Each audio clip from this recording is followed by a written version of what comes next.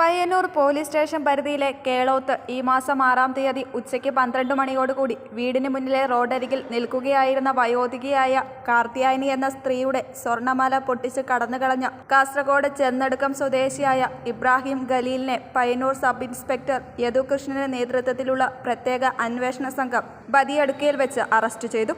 വിദ്യാനഗർ, മേൽപ്പറമ്പ്, ഹോസ്ദുർ സ്റ്റേഷനുകളിലായി 10ഓളം സമാന കേസുകൾ നിലവിലുള്ള പ്രതിയാണ് ഇബ്രാഹിം ഖലീൽ.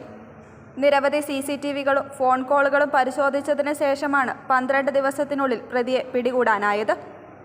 പ്രത്യേക അന്വേഷണ സംഘത്തിൽ പയ്യന്നൂർ പോലീസ് സ്റ്റേഷനിലെ Pramod Kadamberi, Abdul Jabbar AG, sub inspector Abdul Rauf, ASI Noufal Anchillath, special branch ASI KV Manojan എന്നിവരും ഉണ്ടായിരുന്നു.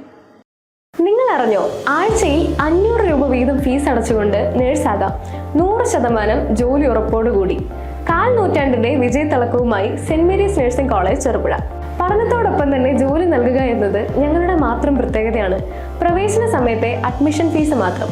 100% പ്രാക്ടിക്കലോടുകൂടി ഓൺലൈനായും പഠിക്കാം. അഡ്മിഷൻ തുടരുന്നു.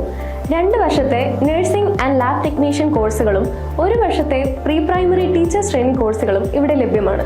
Saint Mary's nursing college Cherupuzha.